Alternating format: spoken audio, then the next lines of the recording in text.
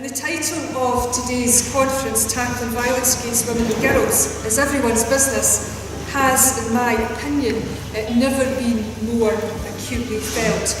And many women will have reflected over the past few weeks on their own experiences of harassment, intimidation or assault.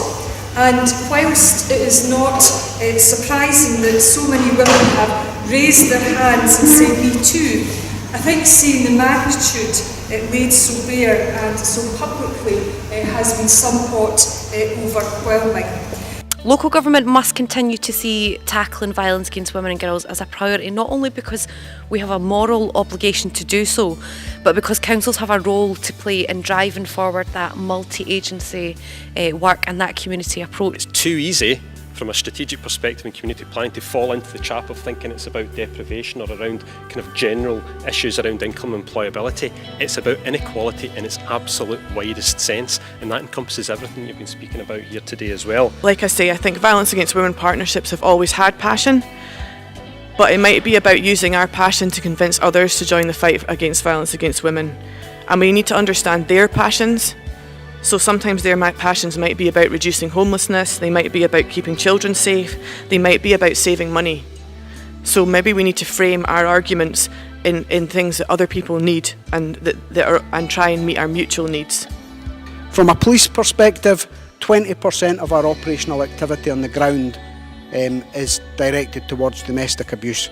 That is a conservative estimate. Performance levels can sound boring, but I think we should see the equally safe performance framework as a useful tool for continuing the improvement of public services, and also crucially as a means of enhancing the democratic accountability of the service as well. Because of the prevalence of violence against women and girls, where it is systematic, where someone is not protected, then that is now viewed quite clearly in international law as a state violation of human rights.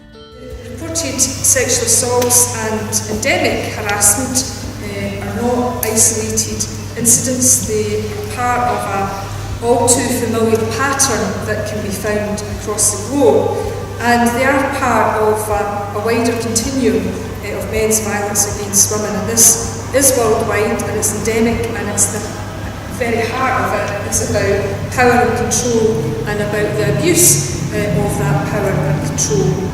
An understanding of patriarchy is absolutely essential if you are going to work to stop men being abusive in a patriarchal society.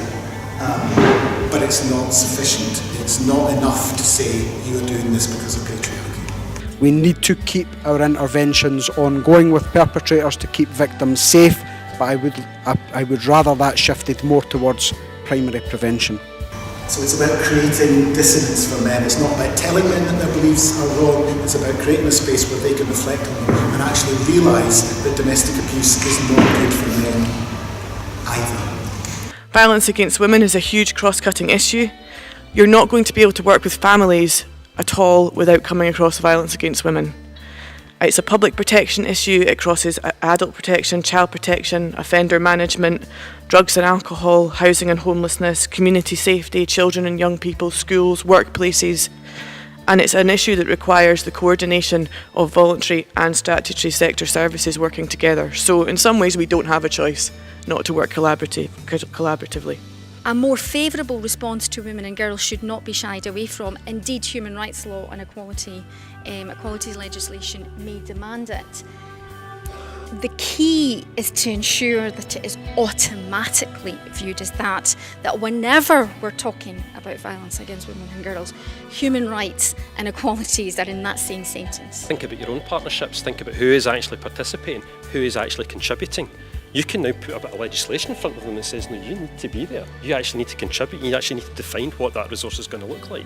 I think it's worth reflecting first and foremost on the outstanding work of local violence against women partnerships. I think that's a really good thing, and I think that a lot of the work that they're doing and that you're doing, because I know that many of you are here today that work in that, could not happen without the national network which allows the partnership coordinators to come together to learn from each other, share best practice, influence and keep informed about policy and practice at a national level. Sharing our passions and politics with each other and with others who have different passion and different politics means that we can work together to eradicate violence against women and girls in Scotland.